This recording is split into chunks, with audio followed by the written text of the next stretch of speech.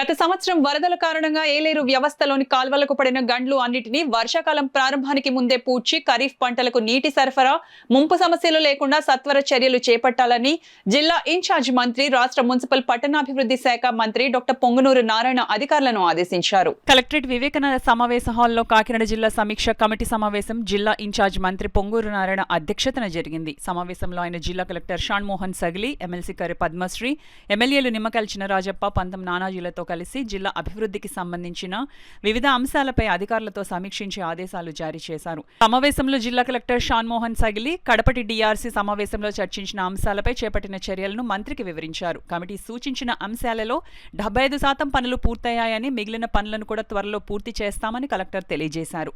అలాగే రాష్ట్ర ప్రభుత్వం ఆదేశాలకు అనుగుణంగా జిల్లాలో పీఎం సూర్యఘర్ ముఫ్త్ బిజిలీ పథకం క్రింద జిల్లాలో 75,000 రూఫ్ టాప్ యూనిట్లు ఏర్పాటు లక్ష్యంగా చేపట్టి ఇందులో 52,000 యూనిట్లను ఎస్సీ ఎస్టీ లబ్ధిదారులకు ఏర్పాటు చేయనున్నామని తెలిపారు. అలాగే కిసాన్ డ్రోన్ల వల్ల రైతులకు, డ్రోన్ యజమానికి చేకూరే ఆర్థిక ప్రయోజనాలపై క్షేత్ర పరిశీలన చేశామని, డ్రోన్ల వినియోగం వల్ల రైతులకు ఖర్చులు, సమయం ఆదా అవుతుండగా డ్రోన్ నిర్వాహకుడికి ఏడాదికి దాదాపు 6,33,000 ఆదాయం చేకూరుతోందని అధ్యయనంలో నిర్ధారణ అయిందని, వ్యవసాయ రంగంలో డ్రోన్ల వినియోగాన్ని ప్రోత్సహిస్తున్నామని తెలిపారు. అలాగే జిల్లాలో పాఠశాలల పునర్వ్యవస్థీకరణ, నైపుణ్యాల శిక్షణ, ఉద్యోగ మేళాల నిర్వహణ ద్వారా జిల్లాలో యువతకు ఉపాధి అవకాశాల కల్పనకు చేపట్టిన చర్యలను కలెక్టర్ వివరించారు.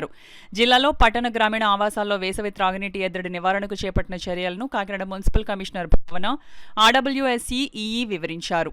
సమావేశంలో కమిటీ అధ్యక్షులు ఇన్ఛార్జ్ మంత్రి పొంగూరు నారాయణ మాట్లాడుతూ సభ్యులు చర్చించిన అంశాలపై సత్వర చర్యలు చేపట్టాలని అధికారులను ఆదేశించారు. ఏలేరు సాగునీటి వ్యవస్థలోని కాలువలకు గతేడాది వరదల సమయంలో పడిన గండ్లన్నింటినీ ఖరీఫ్ సాగు మొదలయ్యేలోపు పూడ్చాలని ఇరిగేషన్ అధికారులకు సూచించారు.